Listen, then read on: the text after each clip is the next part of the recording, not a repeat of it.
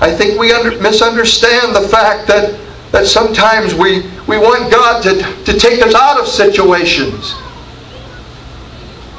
But when does your testimony shine the best?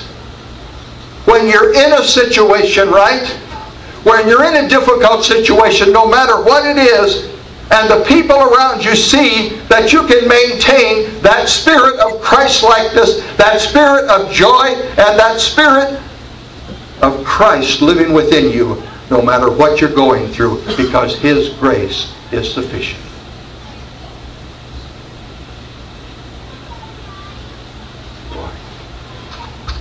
You say, has He opened your heart, Gene? Oh, yes.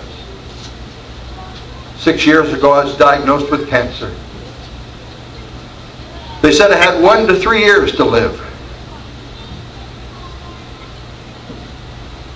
And I had people lay hands on me, pray for me, had them anoint me. And I know God could heal me. I have no doubt about that. But I'll tell you this, I'm still going. And God's grace is sufficient. And I am closer to the Lord now than I've ever been. And I'm glad He didn't heal me, because it's kept me close to Him. It's kept me close. You say, what, would you want healing? I'd rather have His grace. I'd rather have His grace. You say, aren't you scared? No. Why would I be scared? He's with me. His grace is sufficient. His mercies are new every day. And so what I'm saying to you, and I hope I get the message to you, is if you're facing a crisis and you've come and said, oh God, take away this burden, take away this problem, take away this circumstance, take away this situation. Listen to your heart. Maybe God is saying to you, my grace is sufficient for you. Trust me, I'll take you through. Amen. Praise God. Follow with me in the book of Matthew, chapter 26.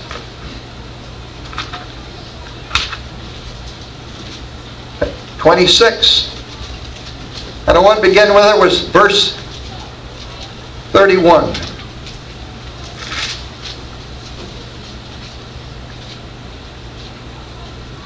This is a powerful portion again.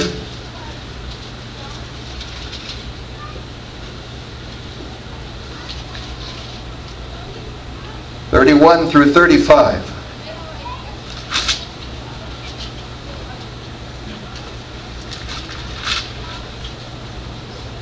Then Jesus said to them, all of you will be made to stumble because of me this night. For it is written, I will strike the shepherd, and the sheep of the flock will be scattered. But after I have been raised, I will go before you into Galilee.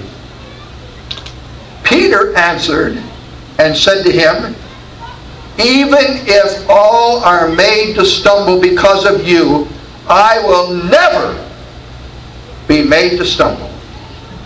And Jesus said to him, assuredly, I say to you that this night, before the rooster crows, you will deny me 3 times. Peter said to him, even if I have to die with you, I will not deny you. And so said all the disciples. Follow with me to verse 69. Now Peter sat outside the courtyard, and a servant girl came to him, saying, you also were with Jesus of Galilee. But he denied it before them all, saying, I do not know what you are saying. And when he had gone out to the gateway, another girl saw him and said to those who were there, this fellow also was with Jesus of Nazareth. But again he denied with an oath, I do not know the man. And a little later, those who stood by came up and said to Peter, Surely you also are one of them, for your speech betrays you." Then he began to curse and swear, saying, "I do not know the man." Immediately the rooster crowed. And Peter remembered the word of Jesus, who had said to him, "Before the rooster crows, you'll deny me 3 times. So he went out and wept bitterly. I ask you the question this morning, did Peter love Jesus? You betcha. He loved him as much as you and I do. He loved him. He was of the inner group. Peter was in the inner circle. Jesus loved all the disciples, but there were a few that were in the inner circle. And Peter was one of them. He had been with Jesus. He had seen it. He had said, he's the one that, when they tried to arrest him, cut off the guy's ear. But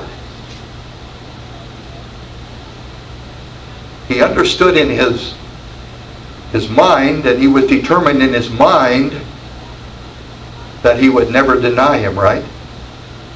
He said, "Oh, all the rest of those can deny you, but I won't."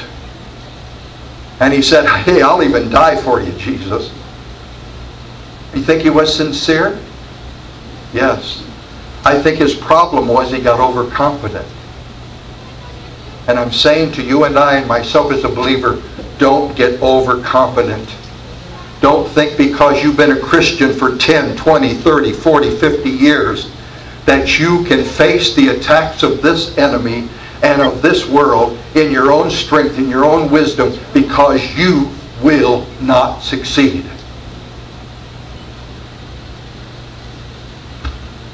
I've experienced that. I've been in the ministry 54 years. But I got careless. And I got this thing of, this has been a few years ago. This attitude, well, you know, I think I pretty well know. I've been in the ministry a long time. I've faced about all the situations. And I got overconfident. And thought I had the abilities within myself. But I didn't. And none of you have the ability in yourself to face the enemy of your soul. Keep your eyes on Jesus. Don't get overconfident. Every day when you wake up in the morning, you say, "Jesus, it's only going to be because of you and your presence with me that I'm going to make it through the day." I believe that. I don't believe it's a day-by-day walk. I think it's a moment-by-moment walk. How many things, how many flashing lights call your attention? How many words do you hear that